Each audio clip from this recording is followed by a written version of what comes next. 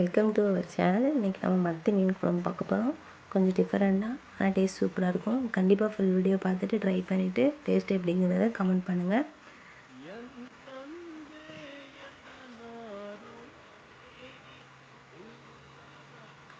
First ஒரு மண்பானை எடுத்துக்கிடுவோம். அதில் கொஞ்சம் தேங்காய் எண்ணெய் ஊற்றிப்போம்.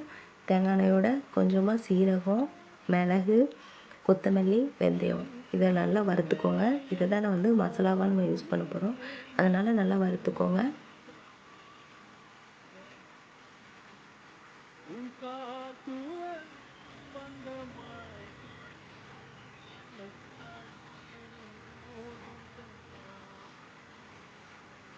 கொஞ்சம் சின்ன வெங்காயத்தையும் கொஞ்சமாக நறுக்கிக்கோங்க.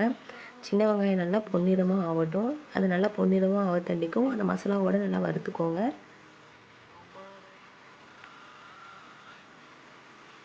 அப்புறம் கொஞ்சமாக கருவேப்பிலை போடுறோம். இது மணத்துக்காண்டி, அதனால் கொஞ்சமாக போட்டுக்கோங்க. நல்லா பொன்னிறமாகட்டும். இது பொன்னிறமாக ஆகிட்டு அப்படின்னா மிக்ஸி ஜாரில் எடுத்து வச்சுக்கோங்க.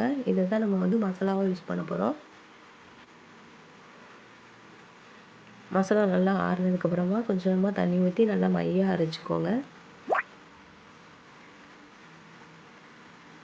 அதே மண்பானை எடுத்துக்கோங்க. அதில் கொஞ்சம் தேங்காய் எண்ணெய் ஊற்றிக்கோங்க. நம்ம இப்போ தாளிக்க போகிறோம்.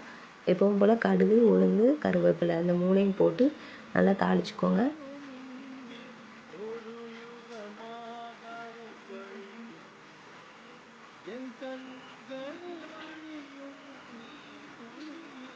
அப்புறமா 2 நல்லா பழுத்த தக்காளி பழத்தை நறுக்கிக்கோங்க. அது சின்ன சின்னதாக நறுக்கி அதையும் அந்த தாளிச்சத்தோடு போட்டு நல்லா வதக்கிக்கோங்க. நல்லா வதங்கட்டும்.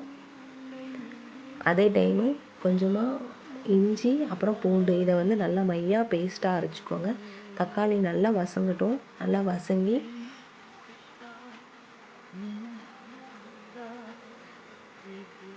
அப்புறமா நம்ம அரைச்சி வச்சுருக்கோம்ல இஞ்சி பூண்டு அதை வந்து தேவையான அளவு அதில் போட்டுக்கோங்க. அந்த இஞ்சி பூண்டு மணம் வந்து போகிற வரைக்கும் நல்லா வதக்கிக்கோங்க தக்காளியோடு சேர்த்து. அப்புறமா நம்ம அரைச்சி வச்சுருக்கோம்ல அந்த மசாலாவை வந்து அதை வந்து போட்டுக்கோங்க.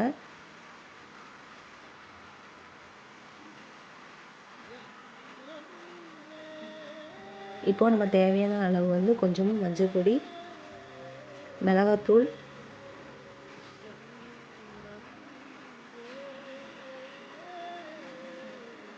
அப்புறமா கொஞ்சமாக தண்ணி ஊற்றிக்கணும். நம்ம அந்த மிக்ஸி ஜார்லேயே கொஞ்சமாக தண்ணி ஊற்றிக்கோங்க. அதே டைமில் நம்ம புளியை வந்து ஊற வச்சுக்கணும். அந்த புளி ஊற வச்சுருக்கோம்ல அதையும் அந்த டைம் ஊற்றிக்கோங்க. அப்புறம் உங்களுக்கு தேவையான அளவு தண்ணி எவ்வளோ வேணுமோ அதையும் ஊற்றிக்கோங்க. நல்லா கொதிக்கட்டும். நல்லா கொதித்து வரட்டும். அப்புறமா நம்ம மீன் கழுவி வச்சுருப்போம்ல நல்லா மீன் கழுவி வச்சுருக்கத அதில் அந்த குழம்போடு போட்டுக்கோங்க. அப்புறமா உப்பு கொஞ்சமாக சேர்த்துக்கோங்க. நல்லா கொதிக்கட்டும். கொதித்து வரும்போது கொஞ்சமாக தேங்காவை நல்லா அரைச்சிக்கோங்க. மையாக அரைச்சிக்கோங்க. அந்த தேங்காவை வந்து மீன் வெந்ததுக்கப்புறமா அந்த குழம்போடு மிக்ஸ் பண்ணிக்கோங்க.